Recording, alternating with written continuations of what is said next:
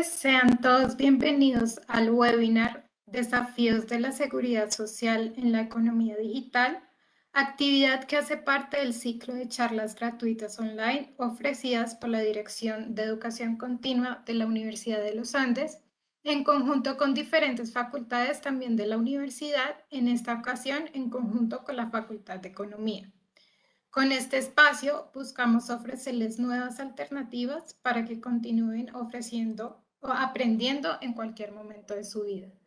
Antes de iniciar, queremos contarles que tendremos un espacio para responder sus preguntas. Así que los invitamos a enviar sus inquietudes escribiendo en Webex en el espacio de preguntas y respuestas. Y si nos acompañan por Facebook Live, por favor escríbanos en el espacio de comentarios. Les recordamos que este evento está siendo grabado, por lo tanto, a través de correo electrónico, les enviaremos el enlace para que puedan volver a verlo.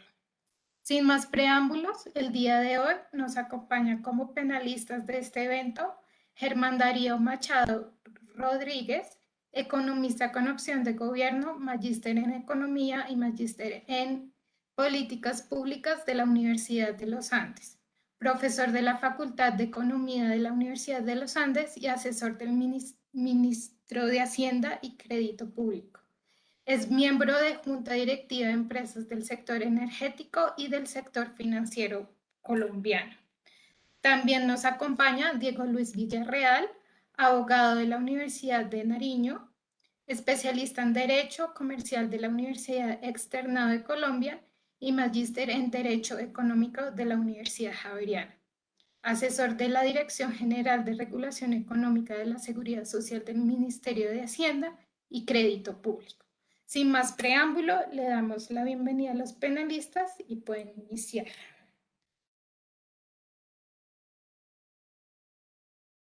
Hola, buenas tardes a todos, bienvenidos a este webinar. Muchas gracias por acompañarnos en la tarde de hoy. El objetivo del día básicamente es que hablemos un poco de esta historia de la seguridad social de la economía digital. Esto, aunque tiene unas palabras que de pronto nos pueden sonar a algunos medianamente extrañas o sofisticadas, vamos a tratar de ver que es algo que está en el día a día nuestro. Todos, desde hace algunos años y especialmente desde el último, hemos escuchado cosas como teletrabajo, trabajo en casa, ¿no? Trabajo a distancia, trabajo digital. Y hemos estado mucho más en contacto con, por ejemplo, plataformas digitales o creación de contenidos digital. Vamos entonces a darle una mirada a lo largo de los próximos minutos a dónde estamos parados en ese cuento de la economía digital, qué es eso y sobre todo meternos en el tema de la seguridad social. ¿Qué vacíos hay ahí? ¿Cuál es la normatividad que tenemos? ¿Cómo la podemos mejorar? Y algunos líos que ya tenemos identificados, ¿por dónde podría estar su solución? Así que bienvenidos a esta historia. Lo que vamos a hacer entonces es empezar por pensar que si vamos a hablar de la seguridad social de la economía digital, estemos entonces de acuerdo en qué es esto de economía digital. Y lo que vamos a tener en mente cuando hablemos de esto es que es una economía basada en la tecnología. Y esto, fíjense que nos deja un panorama muy grande, porque la tecnología la estamos utilizando todo el tiempo, incluso para un webinar, por ejemplo. Eso quiere decir que en lo que vamos a estar pensando cuando tenemos economía digital es en conexiones online, conexiones entre la gente. Y esto significa varias cosas, desde la interacción que tenemos unos con otros hasta temas más comerciales que de frente nos suenan mucho más comerciales, como las transacciones digitales que hacemos, pagos en línea, etcétera, pero también comercio electrónico y también temas de publicidad, por ejemplo. Lo que hay detrás de la economía digital es una transformación que lo que hace es cambiar la forma en la que prestamos los servicios. Fíjense que hace unos años, si nos devolvemos tal vez algunas décadas o a veces no tanto, algunos de los servicios que hoy estamos prestando en línea algunos profesionales no se podían hacer o no se hacían de manera virtual. Y la llegada de la tecnología nos lleva a nuevas formas de trabajo. Y esas nuevas formas de trabajo pues nos obligan entonces a pensar cosas como, oiga, ¿y cómo nos cubrimos ante nuevas formas de trabajo? Puede haber nuevos peligros, por ejemplo. ¿Qué pasa con los accidentes laborales, por ejemplo, con algunos tipos de trabajo nuevos y nuevas interacciones, por ejemplo, con plataformas digitales o con plataformas donde uno carga el contenido que crea autónomamente, pues pensar quién es el empleador o quién es el contratante se vuelve un poquito más complejo. En ese panorama, entonces, es que vamos a estar hablando de economía digital. Y para pensar además que esto está en nuestro día a día todo el tiempo, hagámonos la pregunta de cuánto vale la economía digital, qué es eso de la economía digital y qué tan importante es dentro de los números, por ejemplo, de producción de un país, de los bienes y servicios que estamos pensando en nuestro día a día. Y uno de los ejercicios que uno puede pensar cuando le pone números a la economía digital es pensarlo en lo que los economistas llamamos el PIB, ¿no? Producto Interno Bruto, entonces el valor de la producción de los bienes y servicios de un país. Pero si uno piensa en el precio de venta, algunas de las cosas que utilizamos tecnológicamente y que nos permiten llegar a economía digital no tienen un precio claro. Incluso en algunos casos accedemos a ellos gratuitamente o entre comillas gratuitamente, por ejemplo, a cambio de entregar acceso al teléfono o algunos datos personales o algunas cosas de ese estilo que hacen que la transacción no sea puramente gratuita, ¿no? Pero significa entonces que no necesariamente estamos pensando solamente en precios. No solo los precios nos dan el valor de la tecnología que todos utilizamos en nuestro día a día. Fíjense, por ejemplo, que una pregunta que también uno se puede hacer es cuánto le tendrían que pagar para que no utilizara la tecnología que utilizó hoy para hacer algunas transacciones. La tecnología entonces va a estar muy presente y algunas cifras, algunos estudios nos muestran que está ya de forma muy importante en algunas economías del mundo y que en general en la economía mundial ya explica por lo menos entre la cuarta y la quinta parte de todos los bienes y servicios que se producen. Y esos números, por supuesto, cambian dependiendo del país que uno mire. Pero en general, y aquí hay un pequeño listado de 5 países que le dan a uno un feeling, una idea de por dónde va la cosa, con algunos números por los lados del 36%, fíjense, más de la tercera parte de la economía digital en China, la tercera parte en Estados Unidos y algunos números más abajo hasta llegar al 16% de Argentina, que sería la sexta parte de la economía digitalizada. Esto además, por supuesto, va a tener un crecimiento importante. Los números de Estados Unidos, y esto es el informe del Bureau de Economic Analysis del mes pasado, esto acaba de salir, los últimos números con corte a 2019, a pesar de que son el informe de julio de 2021, muestran que la economía digital en Estados Unidos está creciendo a una mayor velocidad que el total de la economía estadounidense. Lo que significa eso, en otras palabras, es que la economía digital cada vez gana más espacio dentro del total de la economía. Y exactamente una dinámica parecida nos está pasando en Colombia con disparadas del comercio electrónico, por ejemplo.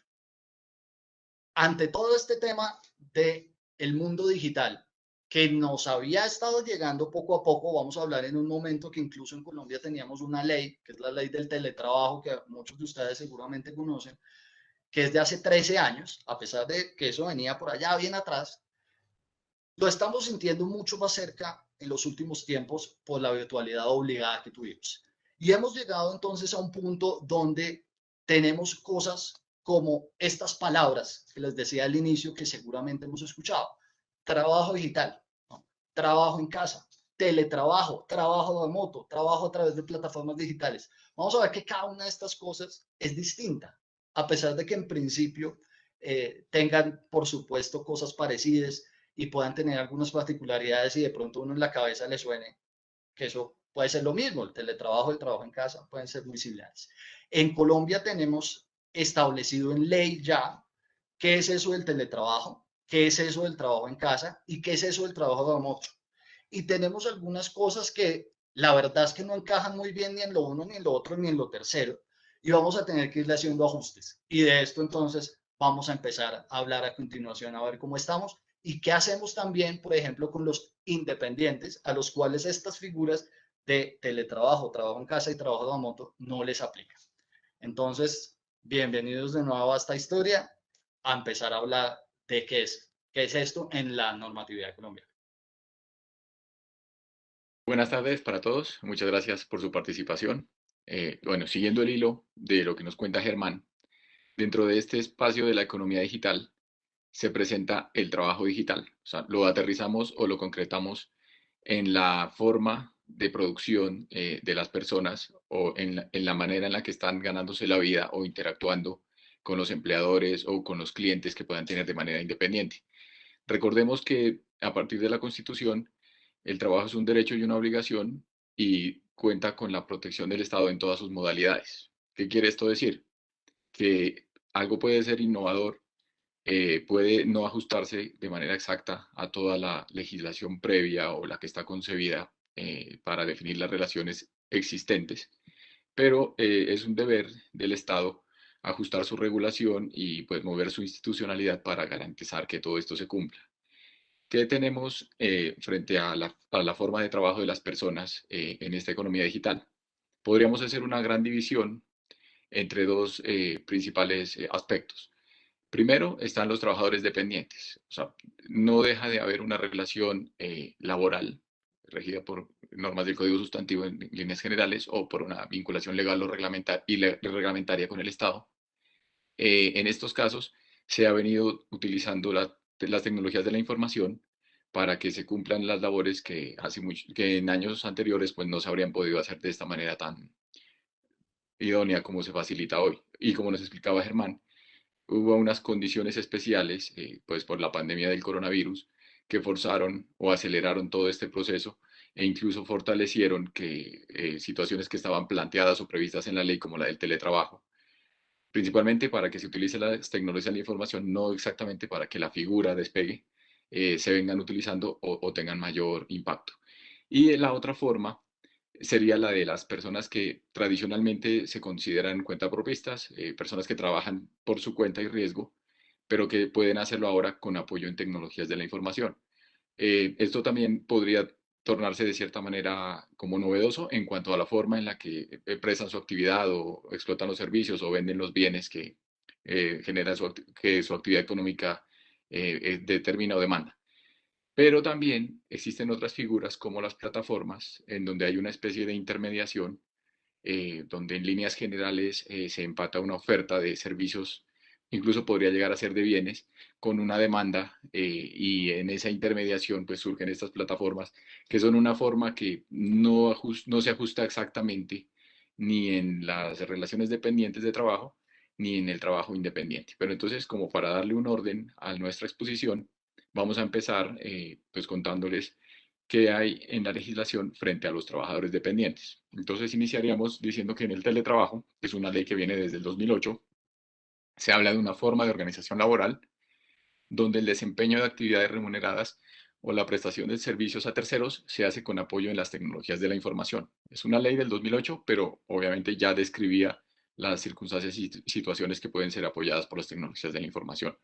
Se establecía en el teletrabajo que había tres modalidades de teletrabajadores: autónomos, móviles y suplementarios. Los teletrabajadores autónomos estaban totalmente de esta forma virtual o a través de tecnologías prestando sus servicios al empleador. Los móviles no tenían exactamente un lugar de prestación determinado y decía que también podían a través de medios tecnológicos generar la prestación. Y los suplementarios es una forma mixta. Ellos están presencialmente y en algunas ocasiones lo hacían a través de teletrabajo, según lo que se prevé en la ley. ¿Qué pasaba en el teletrabajo en líneas generales? Que el empleador garantiza el mantenimiento de los equipos de los teletrabajadores, las conexiones, programas, valor de la energía y los desplazamientos que se ordenan. Y adicionalmente existe una norma expresa que decía que no se aplican las disposiciones de jornada laboral y otras muy particulares de la relación laboral ordinaria, tradicional. No sabemos si parte de lo que se siente como esta desprotección o la rigurosidad de las exigencias que se establecieron fueron las que no permitieron que la figura arrancara, porque, pues como lo veremos un poco más adelante, es una figura que, pese a los años que llevaba y los potenciales o eventuales atractivos que podía llegar a tener, o las ventajas, como la pudimos vivir más de uno en este momento de pandemia, del trabajo remoto con tecnologías de la información, pues esta forma de teletrabajo sencillamente no despegó. ¿Qué pasó cuando surgió la pandemia del coronavirus? Nos tuvimos que quedar en la casa y la mayoría de los trabajadores que podíamos hacer un trabajo virtual no teníamos una figura que se aplicara exactamente. Eh, Había mucha incertidumbre, las empresas no sabían pues, qué hacer y obviamente había la intención o la necesidad era tratar de minimizar de la mayor forma posible el impacto o el cese de la actividad económica. Entonces el Ministerio de Trabajo sacó una circular y se valió de una parte de la misma norma del teletrabajo que decía que si cuando eventualmente se presta el servicio virtual o remotamente, no necesariamente se convierte uno en un teletrabajador, analizó en contexto otras normas y dijo, mire, hay una forma de hacer esta prestación que se llama trabajo en casa, en donde usted le garantizará pues, a sus trabajadores las condiciones previstas y se puede hacer un trabajo en casa. Bueno, a raíz de eso y de esa experiencia y de todo el tiempo que transcurrió trabajando en casa, se impulsó un proyecto de ley que se denominó Ley de Trabajo en Casa, la Ley 2088 de 2021, en donde se recogió gran parte de las experiencias que surgieron con esta situación de coronavirus. ¿Qué dice esta Ley de Trabajo en Casa? Que se trata de la prestación del servicio en situaciones ocasionales, excepcionales o especiales que se presenten en el marco de relaciones de trabajo o legales y reglamentarias. Esta ley se limita o incluso deja en las circunstancias para su presentación en ocasionalidad, excepcionalidad o especialidad. O sea, no es algo que se pueda establecer como de manera habitual. Incluso hay una norma que dice que se puede establecer por 3 meses y se prorroga por otros 3. O si las circunstancias particulares subsisten también. Esta es una ley pensada no para la generalidad ni para un giro habitual de la relación laboral, sino para estas situaciones imprevistas o, como les digo, puntuales que se definen allí mismo. ¿Qué pasa con el trabajo en casa? Dice que se utilizan las tecnologías de la información y se extiende a cualquier tipo de trabajo o labor que no requiere la presencia física. Aquí sí hay una novedad frente a lo que uno podría pensar del teletrabajo. El teletrabajo pues establece o habla de las tecnologías de la información. En el trabajo en casa simplemente se habla de que no se requiere la presencia física del trabajador, lo que abre oportunidades como por ejemplo de trasladar un taller de costura a la vivienda de un trabajador y hablaremos de trabajo en casa. Entonces aquí no es tan fuerte ni tan estricto el uso de tecnologías de la información, pero pues tampoco está cerrado ni limitado. Dice que a diferencia del teletrabajo, no es riguroso en que se tengan que facilitar los equipos por parte de la empresa. Entonces dice que si hay un mutuo acuerdo, el trabajador podrá disponer de sus propios equipos. Entonces, esto también entendiendo que muchos podrían entenderlo como un beneficio o como la facilidad o la flexibilidad del tema, pues simplemente el trabajador puede facilitar sus equipos y se podría también desarrollar esta figura. Y también se hace una aclaración que pues eso se dio en una emergencia económica, que en estos casos, para los trabajadores que tengan derecho a los auxilios de transporte, que pues, deben en menos de 2 salarios mínimos, en este caso se reemplazará por un auxilio de conectividad, pues entendiendo también que sea cuando el trabajo en casa sea a través de tecnologías y se requiera la conexión remota.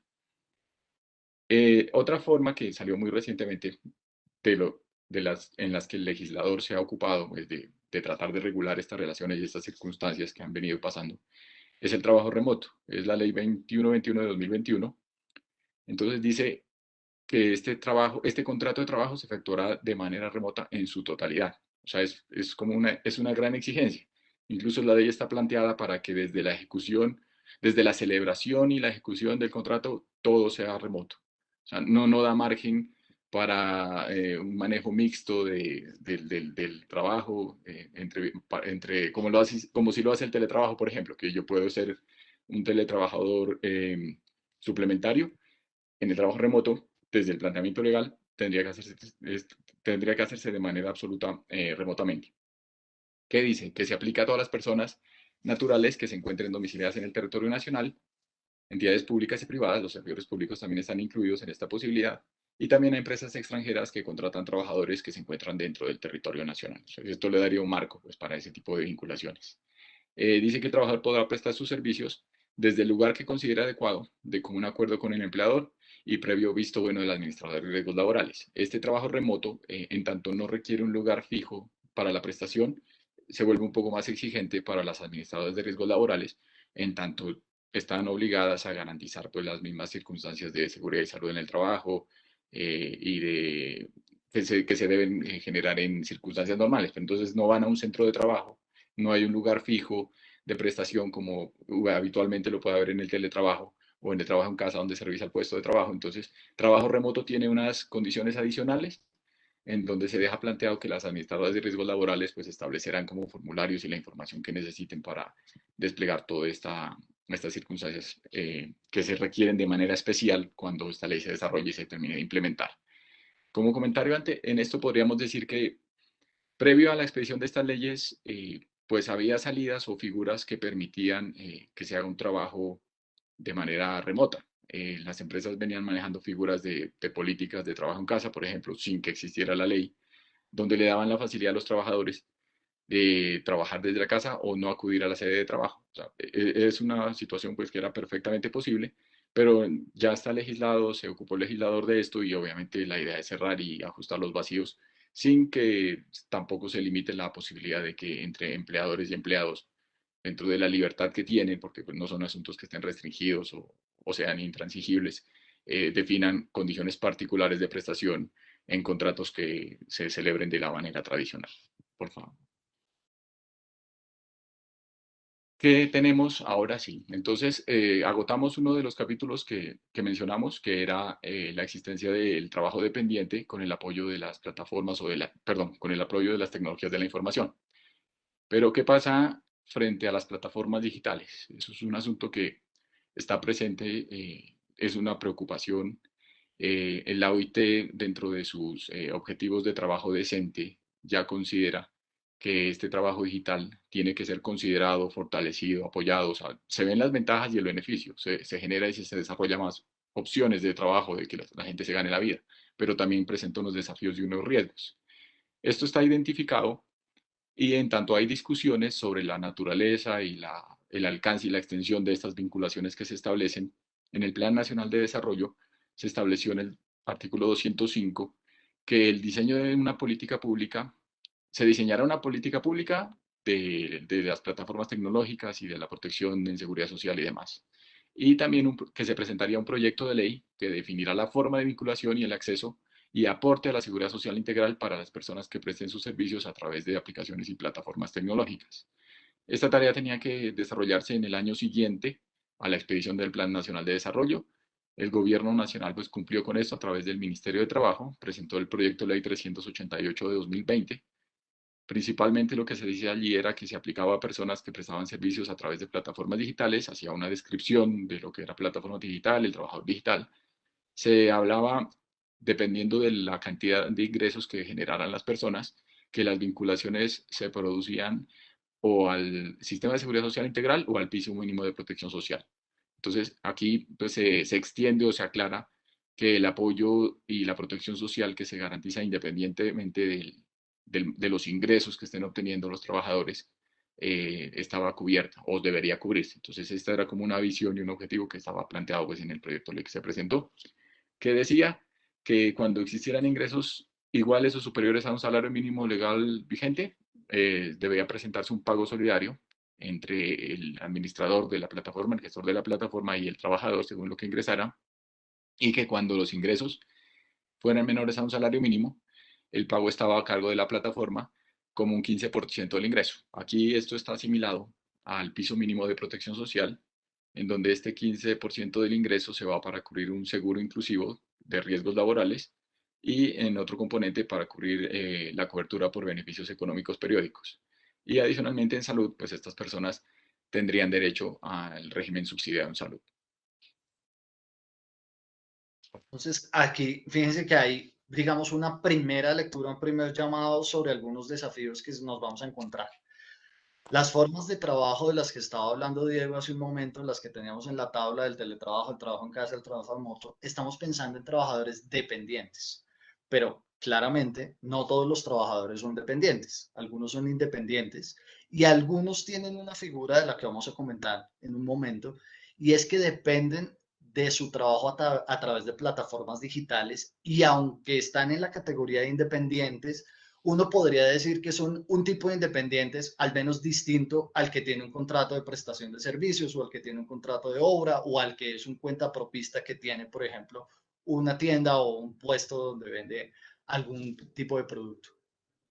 El tema del piso de protección social se ha vuelto muy importante y seguramente algunos de ustedes han escuchado polémicas frente al piso de protección social en el sentido de que desmejora supuestamente algunas garantías sociales. Aquí es importante tener simplemente la claridad de que antes del piso de protección, pues las personas que no tenían el ingreso del salario mínimo para cotizar a su seguridad social y pagar salud, pensiones y ARL, pues tenían derecho a estar en el sistema subsidiado de salud, en el régimen subsidiado de salud, pero no tenían la posibilidad de guardar un dinero para su vejez ni una cobertura ante algunos eventos catastróficos, como sí se tiene a través de BEPS y a través del microseguro que viene asociado a través de ese producto de Colpensiones.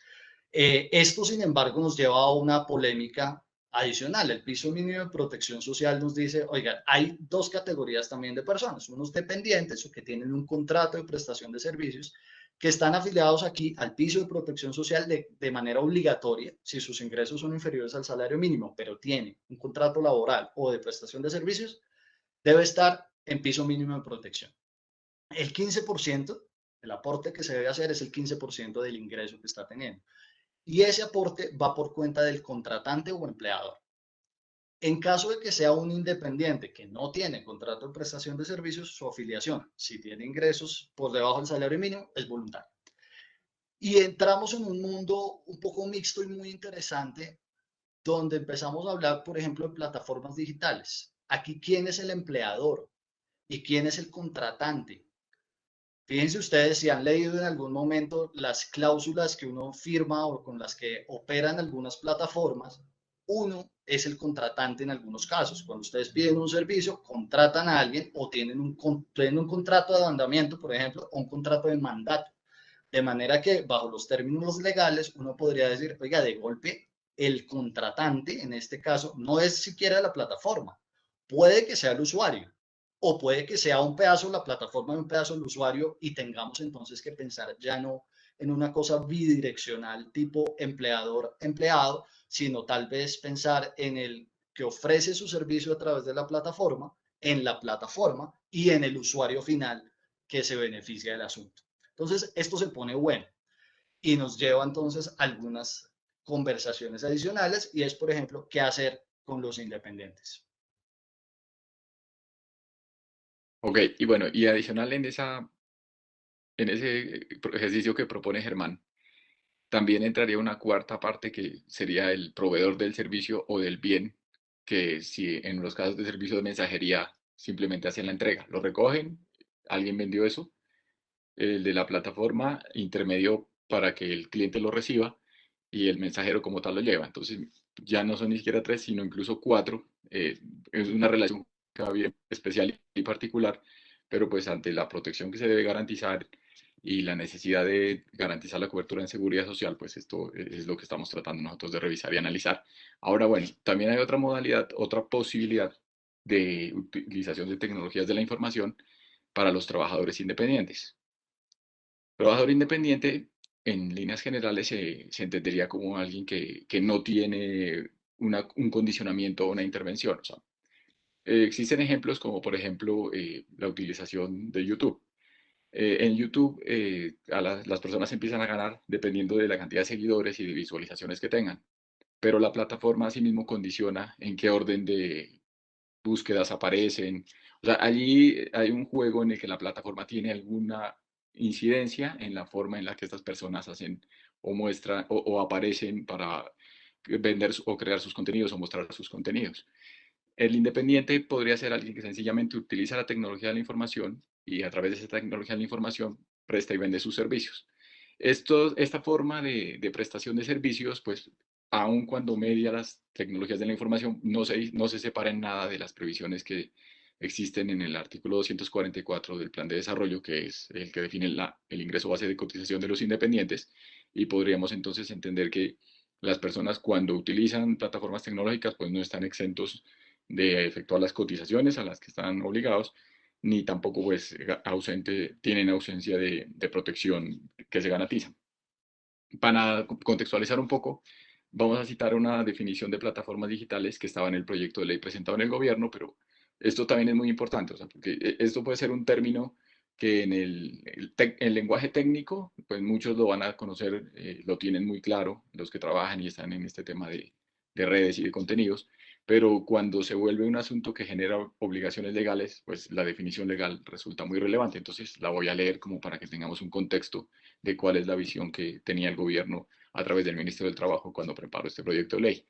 Entonces, ¿qué son plataformas digitales? Herramientas de hardware y software a cargo de personas naturales y jurídicas que facilitan, permitan, soportan o coadyuvan la prestación de un servicio y cuyo acceso por parte de los usuarios se realiza a través de dispositivos móviles, tabletas, celulares, relojes inteligentes y otros dispositivos tecnológicos, permitiendo que los productores y consumidores se encuentren e intercambien bienes y o servicios y en algunos casos se creen relaciones comerciales de largo plazo. Al final hay una declaración en la cual pues hay relaciones comerciales, pero bueno, esto es una discusión y es una profundización que se va a hacer. Incluso esto tampoco está ausente de la determinación de los elementos de la relación laboral, ¿no? Entonces, independiente de cómo se haga, si hay tecnología, si en algún momento se determinan que existen esos elementos de prestación personal, de subordinación y el pago se puede considerar como un salario, pues también ha habido procesos judiciales en donde han existido condenas y declaraciones de responsabilidad, pues que van más allá de una simple situación de utilización de la tecnología o favorecimiento por intermedio tecnológico para que alguien más preste un servicio. Entonces, en cuanto a los independientes, podríamos decir que el artículo 244 pues, es plenamente aplicable. Y bueno, ¿qué ha pasado con estos números? Aquí en esta gráfica que están viendo en este momento, lo que está puesto es cuántos trabajadores en Colombia, con cifras de FASECOL, el gremio de las aseguradoras de las ARLs, cuántos trabajadores quedaron marcados, indicados que estaban en modalidad de teletrabajo o de trabajo en casa, según las cifras oficiales. Estas cifras, por supuesto, puede ser que no estén incluyendo a todas las personas. Además, está de por sí en un subgrupo que es el empleo formal. Y puede ser que no todos los trabajadores formales que estuvieron en alguna de estas modalidades aparezcan ahí. Sin embargo, miren que los números nos muestran una cosa curiosa. Aquí pusimos a propósito el año 2020, en el momento más duro de la pandemia, cuando todos, la gran mayoría de los que estamos aquí escuchándonos, por ejemplo, estábamos trabajando desde la casa. Y aún así, la zona verde, que es la debajo del teletrabajo, prácticamente no creció. Se quedó prácticamente el mismo número y además un número bien bajito. Ustedes miran ahí los ejes del lado izquierdo, estamos hablando de 50.000 personas más o menos en teletrabajo. Y en algún momento pico alrededor de 400.000 personas en trabajo en casa. Con todo, entonces uno empieza a preguntarse si estas modalidades de trabajo, tal como las define la ley, pues están siendo adecuadas y se adaptan verdaderamente a las necesidades del mercado laboral colombiano, dado que al menos los números oficiales recolectados por Fasecolda nos muestran que esto como que no pegó mucho. Tanto que cuando uno le echa las cuentas, estamos hablando más o menos del 4 o 5% del empleo formal, sumando teletrabajo y trabajo en casa. Y además, esto está concentrado especialmente en algunos sectores específicos. En el caso del teletrabajo, estamos principalmente, aunque miren el gráfico de la izquierda nos muestra varios sectores que por supuesto tuvieron teletrabajo, el más grande que se ve ahí es el sector inmobiliario. Mientras que en el caso del trabajo en casa, gráfico de la derecha, de nuevo, a pesar de que aparecen varios sectores en la foto, la mayor parte de los trabajadores en casa corresponde a personas del sector público.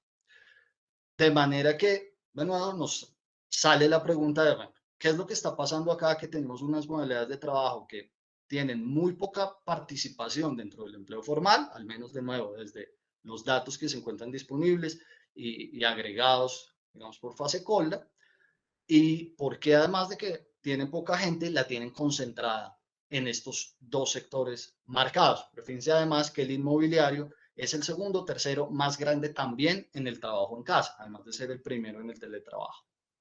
Entonces, ante esto empezamos también a pensar, bueno, ¿cuáles pueden ser unos vacíos de la estructura normativa actual? Ya Diego sugería la existencia de algunos cuando hablaba de algunas curiosidades, algunos elementos que quedaron, que el legislador planteó en la nueva ley del trabajo de Amotra, que es un trabajo que desde su inicio, desde que se firma el contrato, durante toda su ejecución es de manera virtual y no se ven las caras y no está físicamente en el mismo sitio específico.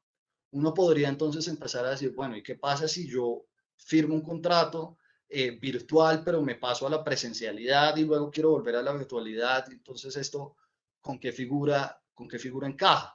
Y si yo no soy dependiente, ¿dónde entro?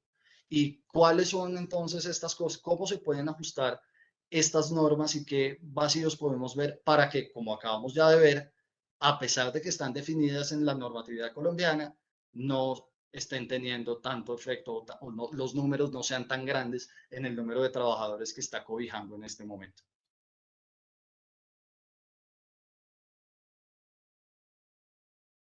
Un primer vacío entonces que podemos tener acá tiene que ver con pues, las ARLs, la misma definición ahora de qué va a ser una enfermedad laboral. Fíjense que eso nos cambió un poco para algunos trabajadores con el tema del COVID. Y entramos también a ver cómo es que los desafíos de las ARLs, cómo es que la definición y el acompañamiento de la ARL debe adaptarse a estos nuevos tipos de trabajo, donde uno ya no está en un solo sitio, sino que puede estar en su casa y además puede de golpe estar prestando el servicio desde varios lugares diferentes.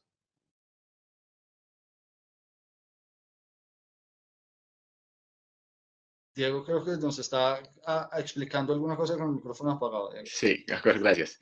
No, estos son desafíos que se generan en la ejecución o en el aseguramiento que ya se garantiza a partir del aseguramiento que brindan las ARLs. O sea, esos son los más claramente identificables. Frente al sistema de seguridad social en salud, pues partimos de la universalidad que está declarada pues, a partir de todos los antecedentes constitucionales y en la misma ley estatutaria. Todos tenemos que tener un aseguramiento en salud. Sería transparente e indiferente la forma en la que se ejecutan las relaciones laborales. Consideramos que lo mismo pasaría frente al sistema general de pensiones, aunque habría que revisar algunas particularidades en cuanto a la obligatoriedad de efectuar las cotizaciones. Pero lo central y lo puntual, los desafíos que surgen y pues los mayores retos sí están en cuanto al sistema general de riesgos laborales. Pasemos, por favor.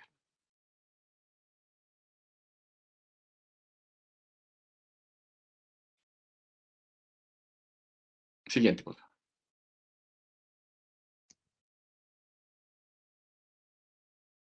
Entonces, tenemos una norma que no viene desde que se concibió el Sistema General de Riesgos Laborales y nos abre un interrogante. O sea, si esta forma de actividad económica, esta forma de vengar los ingresos se ha vuelto, ha venido creciendo. O sea, hay unas cifras en donde nos dicen en qué niveles se han incrementado la forma de ejecución a través de las tecnologías de la información del trabajo independiente. El trabajo independiente siempre ha existido, pero entonces también nos lleva a preguntarnos qué pasa con la protección que se requiere en riesgos laborales. Por ejemplo, un creador de contenidos perfectamente podría afiliarse hoy como voluntario en el Sistema General de Riesgos Laborales. Pero si la intención es generar o garantizar una protección, pues nos lleva a preguntarnos de esta norma que es anterior y no solo sucede con los trabajadores que utilizan las tecnologías de la información, si estamos garantizando de manera suficiente cuando estas afiliaciones se presentan de forma voluntaria. ¿Qué pasa cuando este creador de contenidos tiene un accidente y pues ya deja de poder crear o de ganar o de generar sus ingresos? Entonces, esto es solo para recordar lo que se dice aquí. Esta norma es de la Ley 1562, que son afiliados en forma voluntaria los trabajadores independientes y los informales diferentes a los establecidos en el literal A, que son los de las actividades de alto riesgo. Entonces, esto es como para llamar o revisar desde la vinculación y la obligatoriedad de vinculación y a las tareas puntuales que tienen que desarrollar las administradoras en materia de riesgos laborales. Y hacer un pequeño ahí énfasis. Siguiente. Bueno, precisamente entonces acá en materia del tema de riesgos laborales que nos dice Diego, aquí de pronto tenemos una normatividad que no está muy ajustada o que al menos nos genera una pregunta y es si estamos dispuestos y aceptamos como sociedad que haya algunas actividades, no pensando en que no estén pagando, que al fin y al cabo el objetivo de la seguridad social no es solo un tema contributivo, sino la importancia del tema de seguridad social es de mitigar la posibilidad, el choque frente a algunos efectos adversos. Uno nunca está exento de tener una enfermedad, por ejemplo, o de alguna desgracia que termine en alguna invalidez o un accidente laboral. Y la gracia y la importancia del sistema de seguridad social es proteger frente a esos choques. Cuando como sociedad decimos, oiga, hay algunas personas que por el diseño, construcción del sistema de seguridad social son obligatorias, deben estar aquí sí o sí, y decimos otras, ellos verán, ellos deciden si lo quieren hacer o no, pues dejamos abierta una discusión de, oiga, ¿y por qué algunas actividades y algunas cosas decimos que por default no vienen cubiertas dentro de nuestro sistema de seguridad social y no los incluimos dentro de esta historia? Aquí en la pantalla lo que tienen es la tabla que se supone que es la que opera en Colombia en el sistema de riesgos laborales. Y digo se supone simplemente porque aquí ven ustedes tres columnas distintas que dicen valor mínimo, valor inicial, valor máximo, que en principio, bajo las normas colombianas, dependiendo de la siniestralidad que uno tenga, es decir, dependiendo de cuántos accidentes laborales, qué tan graves sean, etcétera, la tarifa puede subir o bajar y entonces moverse entre ese valor mínimo y ese valor máximo. La verdad es que hoy en Colombia apenas supera el valor inicial, el que está ahí en la mitad, ese es por el que todos los que cotizamos a la ARL estamos pagando, pues dependiendo de la clasificación de nuestra actividad del 1 al 5, nos toca el numerito que está en la casilla, en la columna del medio. Preguntándose uno entonces, bueno, a ver, ¿qué estamos diciendo?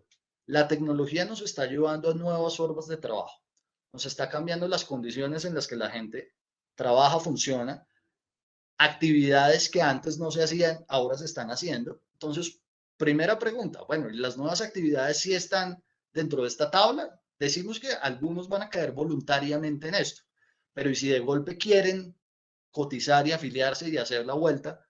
La actividad económica existe, está clasificada, la tenemos en la clase de 1 a 5, donde 1 es el menos peligroso, entre comillas, y el 5 es el más peligroso, está donde debería estar. ¿Cómo vamos a tratar, por ejemplo, a los creadores de contenido dependiendo del contenido que hagan? Entonces, si es un youtuber que da clases de alguna cosa, su actividad de riesgo es la misma o es distinta que el youtuber de viajes que hace deportes extremos o alguna cosa de ese estilo. ¿Cómo es la clasificación de esto? Y estemos seguros de que está bien clasificado y que la tarifa que le da, digamos, la suficiencia al sistema para que pueda asegurar y de verdad protegernos de forma sostenible, pues aguante, ¿no? Entonces, digamos, se va a abrir aquí una discusión sobre si las actividades económicas están bien clasificadas, sobre todo porque estamos de nuevo viendo un cambio de actividades económicas.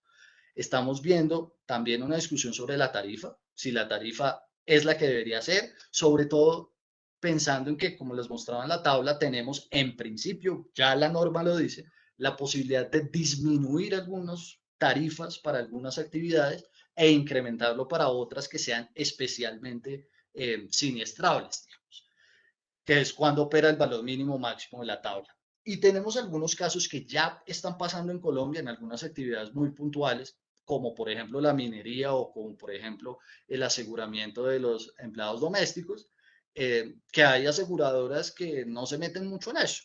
Ese negocio parece ser que asegurar algunos perfiles específicos no es tan atractivo y termina dejándoselo a una aseguradora, en especial que termina acumulando un poco lo que las demás no aseguraron y tenemos unos procesos de selección adversa y de concentración del riesgo que también pues pueden terminarse acelerando o ampliando ante estas nuevas dinámicas en las que además, ojo, como hay nuevas actividades, hay nuevas formas de trabajo, también hay nuevos perfiles de enfermedad. Si uno le echa una mirada, por ejemplo, a las enfermedades típicas del 2020, donde todos estábamos en la casa, entonces vemos mucho más enfermedades asociadas con la vista, asociadas con los hombros, asociadas con las muñecas, el manejo del computador típico, y vemos también cosas de salud mental. De manera que el perfil de las enfermedades que se tienen que empezar a cubrir asociadas a la actividad económica también se va a ir modificando. Y tenemos desde el Plan Nacional de Desarrollo expresamente quedó en una ley la posibilidad de intervenir en el sistema de riesgos laborales en algunos aspectos muy específicos, y es simplemente para garantizar la suficiencia del sistema. Y expresamente en dos cosas que he mencionado. Expresamente en la actualización de las actividades económicas, en la actualización de las tarifas de cotización y en asegurar que no exista una excesiva concentración de algunas actividades peligrosas o altamente siniestrables en una única aseguradora. Con eso, entonces, pues fíjense la pregunta que nos planteaba Diego. Entonces, los independientes, cuando son afiliados voluntarios, ¿están protegidos de manera adecuada? De pronto algunos sí, de pronto algunos no. Y tenemos que ponernos entonces al día en esa tarea en Colombia. Y otra de la que seguramente muchos han escuchado hablar es el tema de, pues que ya hemos contado acá, de las plataformas digitales. La discusión se ha venido dando en Colombia ya desde años anteriores y hemos tenido proyectos de ley en ese sentido que hablan de una nueva tipología de trabajador, que dicen, oiga, la verdad es que cuando hay una plataforma en el medio de la conexión entre dos personas, o entre dos usuarios, o entre un usuario y una empresa, aquí se genera una nueva forma de trabajo y una nueva naturaleza de la vinculación. Y no podríamos estar hablando ni de un dependiente ni de un independiente puro. Y, por ejemplo, de España hemos intentado importar algunas expresiones como las que ven ahí en azul que dice TRADE, que es el trabajador autónomo dependiente económicamente, que en algunos proyectos de ley que se intentaron tramitar en Colombia tenía el nombre de TAET, trabajador autónomo económicamente dependiente. Y es básicamente la figura de que es un independiente, pero no tan independiente porque sus ingresos no los determina él, sino cómo le vaya, por ejemplo, con la plataforma, si aparece allí disponible para que le asignen pedidos, trabajos, etcétera. Y depende, por supuesto, de que algún usuario quiera hacer el pedido y que justo le toque, y del algoritmo que haya allí de por medio. Entonces, esto se nos complica un poco decir, bueno, tiene cara independiente y no hay una vinculación laboral y las plataformas han tenido, digamos, la claridad de decirnos por un lado y por el otro, incluso en sus términos legales, que no hay vinculación laboral. Pero entonces aquí algo hay. ¿Qué nombre le ponemos? Es la discusión. Y el legislador ha intentado decir, bueno, venga, esto es como un independiente ahí, como con algunos asteriscos. La pregunta de fondo es, pues si es económicamente dependiente, pues ¿de quién depende? ¿Depende de la plataforma o depende del usuario? ¿O depende de ambos? Y es la conversación que comentábamos hace un momento de, bueno, cuando usted hace el uso de esa aplicación, hay un contrato de mandato en algunas, hay un contrato de arrendamiento en otras, y usted termina siendo el contratante en algunos de esos casos. Ahí, ¿qué vamos a hacer? Vamos a decir que la seguridad social, que todos nos sabemos un poco, es que al dependiente le cotiza una parte, le descuentan del salario un pedacito y el empleador o contratante paga la otra, que en BEPS, si es el caso del piso mínimo de protección, eso va a cuenta del contratante, que si es un independiente lo paga completo. Eso es lo que no sabemos más o menos todos. Pero si es un independiente de estos mezclado con asteriscos, ¿le va a tocar también solo o alguien le va a ayudar? Y el que le va a ayudar, si es que decidimos que alguien le ayude, ¿quién es? ¿Es el Estado? ¿Es la plataforma digital? ¿Es el usuario o son todos juntos? Esa pregunta todavía no la hemos contestado en Colombia hoy y esto sigue siendo un frente abierto. Entonces, digamos, como para ir pensando en algunas de las posibles soluciones que se han planteado, algunas ideas que hay por ahí, en este momento en trámite está este proyecto de ley 135 de 2020 que modifica la ley del teletrabajo. Es decir, el teletrabajo es lo que explicaba Diego, va a cambiar, aparentemente. Está en trámite un proyecto de ley para modificar. ¿Cuál es la idea principalmente? Tiene varios cambios, pero déjenme contar al menos dos centrales dentro de este cuento. Y es que establece expresamente que al teletrabajo le aplican las jornadas de trabajo y que tenemos jornadas máximas y que se respetan las horas nocturnas, las horas extra y estas cosas que tenían algún tipo de discusión si en el teletrabajo aplicaban o no, a pesar de que está enmarcado, digamos, dentro de las normas laborales colombianas, no era expreso y no era explícito que aplicaba, se está haciendo explícito en este momento, y permite una historia medio híbrida de poder moverse entre modalidades de trabajo, formas de ejecutar la labor.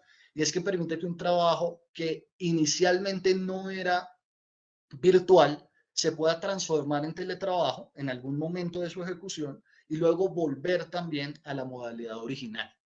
De manera que permite un poco moverse entre los dos lados, entre virtualidades y presencialidades. Ese proyecto, para quien le interese, en este momento tiene ponencia para segundo debate, lo que quiere decir que está más o menos como por la mitad del trámite legislativo y está fresco. La ponencia es de hace cosa de 15 días, de manera que podría estar teniendo su segundo debate de los 4 que necesita, pues en las próximas semanas o algo así, en este próximo trimestre que viene en camino.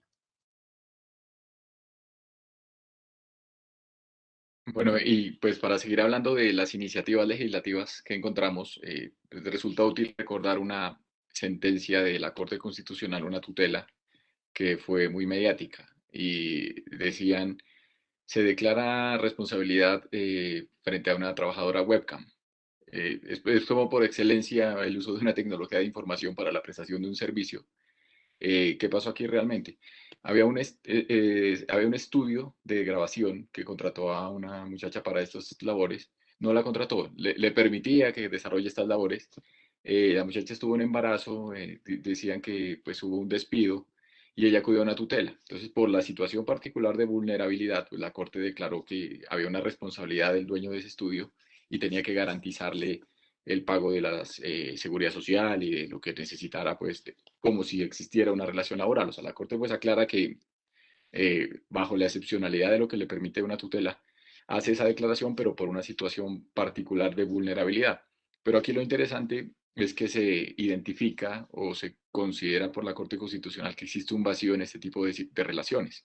Entonces hizo una exhortación al Estado para que en su conjunto, dice, regule esta actividad. Dice, este vacío normativo favorece situaciones de abuso en este tipo de relaciones. Se exhorta al Congreso y al Ministerio de Trabajo para que regulen esta actividad de acuerdo con los lineamientos expuestos de la sentencia. O sea, pues los lineamientos sencillamente eran, ante una situación de vulnerabilidad, precariedad, pues usted tiene que hacer algo. O sea, no simplemente deje a estas personas a su suerte.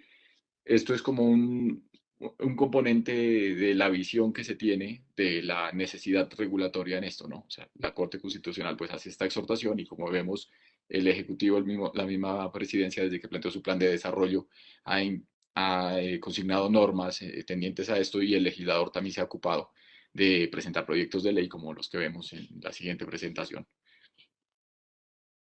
Entonces, algunos porque pues, se vienen presentando diversos proyectos que vamos a comentar o destacar ahora, son el decreto 75 de 2021 Senado. Dice que se busca regular la contratación entre las empresas de intermediación digital, plataformas y los contratistas colaboradores para la prestación de servicios ofrecidos por las plataformas. Pues que se debe garantizar acceso a la seguridad social y beneficios que aquí se otorgan, salud, pensiones y riesgos laborales. Aquí se hace una declaración que pues, sería una situación definida por ley y a partir de allí pues ya es una creación legal y una obligatoriedad que surge y es que con las plataformas se comparta el pago de las cotizaciones. Entonces en este proyecto de ley se dice que la plataforma aportaría el 75% de la cotización total y el contratista colaborador el 25% restante y en riesgos laborales, como asimilándolo a la situación de los trabajadores dependientes, las cotizaciones a riesgos laborales serán a cargo de la plataforma. Esto tiene una línea clara. Le dice, con independencia de que no se trate de una relación laboral o así se trate de una situación particular de prestación, el legislador pues simplemente establece que alguien está obligado a colaborar con el pago del aporte en seguridad social.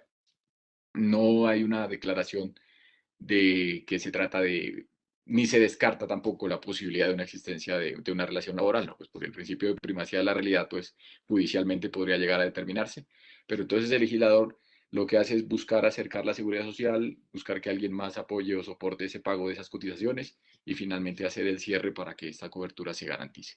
Y existe también otro proyecto de ley, el 56 de 2021, que es por medio del cual se regula la prestación del servicio de entretenimiento para adultos a través de portales web o plataformas digitales. no es realmente en respuesta a esta exhortación de la tutela de la Corte Constitucional, sino que para desarrollar lo dispuesto en el artículo 73 de la Ley 2010, en donde se decía que actúan como agentes de retención unas figuras que se crearon cuando quiera que se presten estos servicios webcam, que son las federaciones de comercio electrónico. Pero lo que nos interesa aquí, pues para efectos de lo que estamos observando o comentando en este webinar, es que a estas federaciones de comercio electrónico se les atribuye una obligación y es la de velar por el cumplimiento de las normas laborales, cuando las existan, exigir a trabajadores y empresas cumplir con la afiliación a la seguridad social y garantizar que quien desarrolla estas labores cotice de manera independiente, pues cuando a ello corresponda. O sea, es como un deber de verificación, pero como a través de estas federaciones, pues se va a controlar todo el tema de los recursos, la retención y el flujo de lo que se presente, pues también es una forma en la que el Estado se ocupa de traer hacia la seguridad social, al menos asegurando que se cotice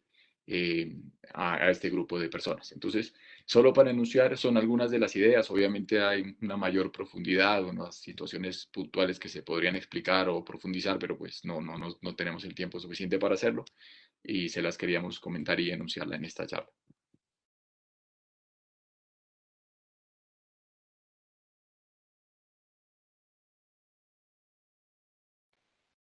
Bueno, muchas gracias, Diego y Germán. Los invitamos a compartir sus preguntas. Les damos un tiempo por si tienen alguna pregunta en este momento. Les damos un minutico para que nos den sus preguntas.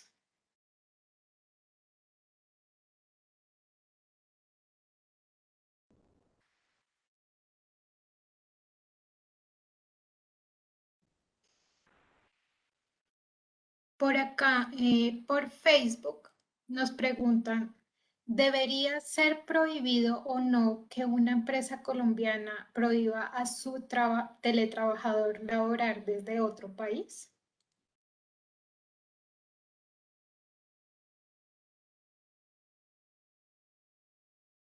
Entonces, la pregunta es si la empresa es colombiana y debe prohibirle a un teletrabajador que esté fuera de Colombia laborar para su empresa, ¿no? Aquí me voy a devolver un segundo que veamos la tabla para que para todos tal vez sea más claro de ver dentro de esta tablita donde tenemos las formas de trabajo. Fíjense que tenemos una primera particularidad. Y ahí Diego me va a echar una mano más porque pues aquí lo saben ustedes desde el inicio, aquí el economista soy yo y Diego es el abogado, entonces yo aquí estoy metiéndome ahí ganándole la palabra. Pero acuérdense que tenemos una particularidad y es que la ley le tiene que operar, digamos, tiene que mirar cuál es la forma de vinculación y dónde están las partes, ¿no? Miren, por ejemplo, que explícitamente en el trabajo remoto, caso de la derecha, se dice que esa ley le va a aplicar a empresas extranjeras que contraten trabajadores que estén en Colombia. Y esa es una discusión similar a la que nos están preguntando, pero justo en el sentido inverso. Fíjense que esta ley dice, si la empresa es extranjera y el trabajador está en Colombia, entonces esta ley le va a operar. Si la cosa es al contrario, nos metemos en un problema similar inverso. Es que esta ley tal como está nos deja abierta la puerta a una discusión de cuál es la legislación que va a aplicar acá. Fíjense que si uno es empleado de una empresa extranjera, normalmente firmó en su contrato que la legislación que le aplicaba era una legislación del país donde la empresa extranjera tiene sus operaciones y tiene su base. En ese sentido, nos podemos meter en una discusión de alcances de legislaciones. Y en esta, para estar la pregunta concretamente, y darle la palabra a Diego si la quiere extender, es que entraríamos en una discusión, digamos, como podría llegar a haber un choque entre las legislaciones. Dice que si la empresa es colombiana, le aplica la ley colombiana si tiene sus operaciones en Colombia. Si el trabajador está en otro lado, no necesariamente tiene que estar sujeto, pues dependiendo de su actividad, dependiendo de lo que haga, dependiendo de la forma en la que lo haga, puede ser que no le tenga que aplicar la legislación laboral colombiana expresamente. Pues la validez de ese punto es que la ejecución de las labores se hace en el territorio nacional, pues es un contrato celebrado en el territorio nacional Y adicionalmente, las coberturas y los reportes que deben hacerse las administradoras de riesgos laborales, pues no permitirían o dificultarían que se aseguren unos riesgos que suceden en el exterior, ¿no? Entonces, no es algo exótico o extraño que se exija la presencia en el territorio nacional, cuando menos del trabajador. Que tiene que ver, y ahí empatamos, Diego, con una pregunta que veo aquí de Elizabeth Caen en chat, en el preguntas y respuestas, que nos dice, cuando un empleado colombiano que está vinculado en Colombia, está asegurado en Colombia y tiene empleo, pero se desplaza al exterior, ¿qué pasa con la cobertura de la ARL durante ese momento? Y lo que tenemos que pensar ahí es, bueno, ¿dónde está la cobertura? Las coberturas frente a los riesgos. Primera pregunta que se hace la aseguradora, ¿no? ¿El desplazamiento al exterior es con motivo de su empleo o no? Por supuesto, si no es por motivo de su actividad laboral, pues la aseguradora de riesgos laborales de entrada no tiene mucho que ver ahí. Pero la segunda cosa es, bueno, ¿y estas coberturas al exterior cómo van? Y ahí empata con esto que estaba Diego, así que continúe sobre el tema de, pues, ¿dónde estamos con la legislación laboral? Bueno, pero Fuera de sí, Colombia. en este caso, pues es distinto cuando un trabajador tiene que desplazarse al extranjero por razón de su trabajo, que obviamente pues no se le van a negar las coberturas por las consecuencias que puedan surgir de ese desplazamiento que estuvo oportunamente reportado a la ARL, ¿no? Pero es distinto pretender desarrollar una forma de trabajo o remoto o en casa o de teletrabajador diciéndole al empleador simplemente estoy fuera del país y pues esta es mi situación, estoy domiciliado.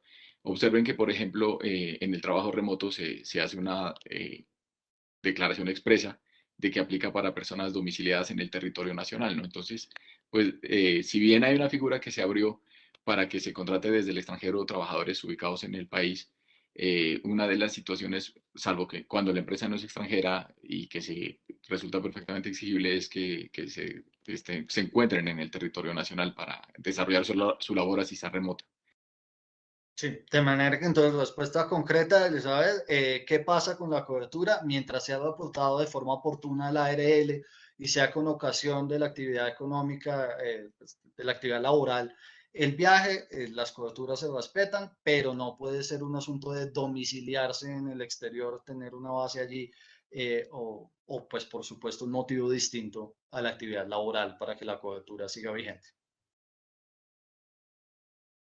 Listo, perfecto. Muchas gracias, David y Diego y Germán.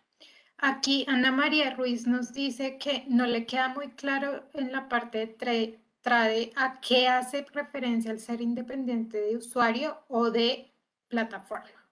Ok, esta te la contesto, Ana María, y tiene que ver, aquí te pongo la imagen de lo que estábamos hablando en ese momento, y es el hecho de estar pensando en una persona que trabaja a través de una plataforma digital.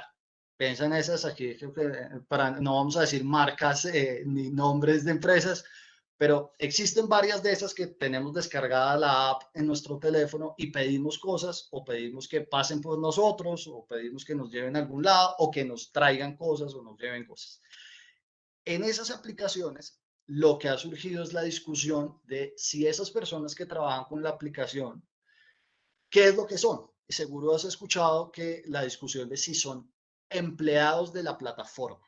La plataforma dice, no, yo no tengo una vinculación laboral con ellos, vea mi tipo de contrato y mire mis términos legales, que dicen que yo aquí no tengo nada y que lo que yo hago es unir a través justamente de una plataforma digital, pero yo lo que uno son dos partes. Hay un comprador o hay una persona un mandatario, una persona que quiere contratar a otra para que haga una tarea. Yo solo soy el puente, dice la plataforma. En ese sentido, la discusión es, bueno, entonces, listo, digamos que no hay ahí una vinculación laboral como dependiente. Entonces, ¿qué es lo que es? Pasamos a la siguiente pregunta. Si no es dependiente, entonces, ¿qué es? Bajo la figura colombiana, si no es dependiente, es independiente. ¿Ok?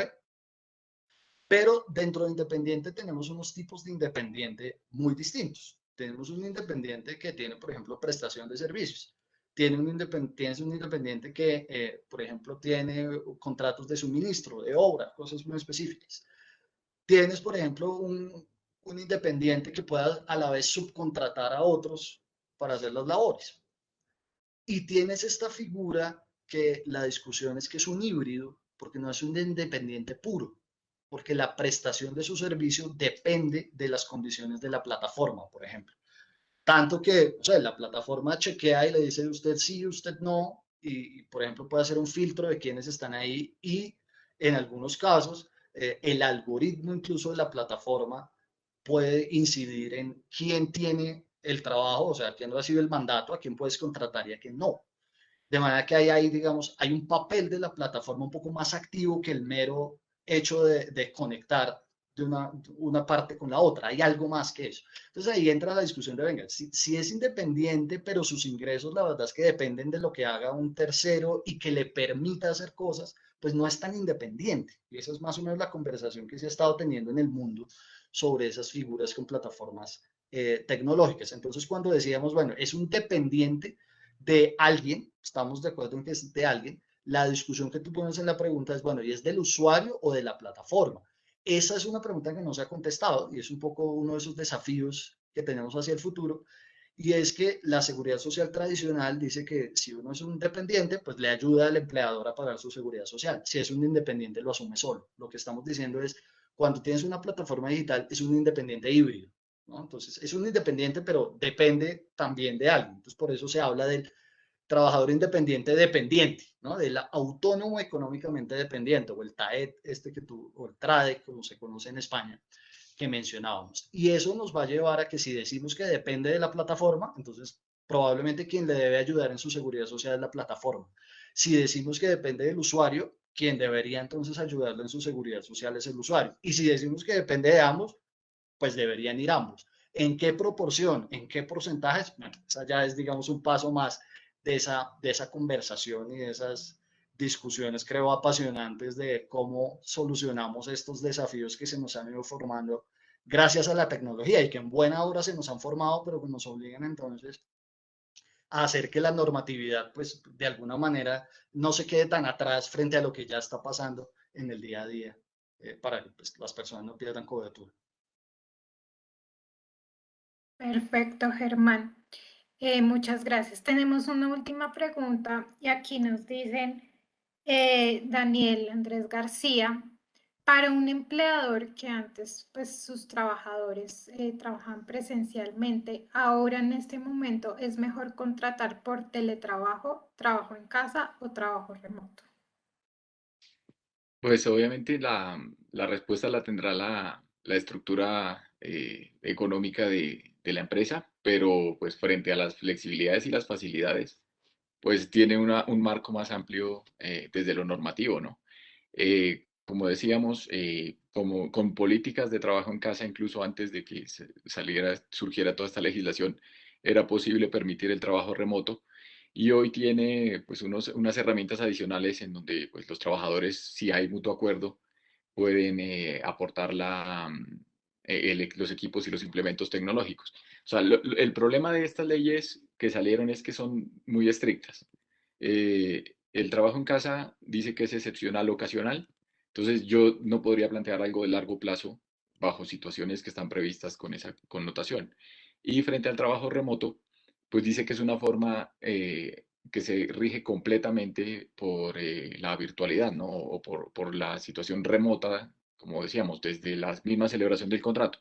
Entonces tendría que analizar el empleador si le conviene tener a alguien así que sea absolutamente remoto, contratarlo de esa manera. Si lo que tiene es situaciones particulares que pueda sustentar y sostener, pues simplemente acudirá a este trabajo en casa que le permite hacer el manejo de situaciones excepcionales, pero pues también existen las situaciones, las políticas de trabajo remoto que pues dentro de una relación laboral tampoco están vedadas, o sea, dentro de la posibilidad del empleador de exigir la ejecución de la labor contratada, pues está una especie de flexibilidad que le permitiría decirle, oiga, pues hágalo en ciertas ocasiones desde la casa.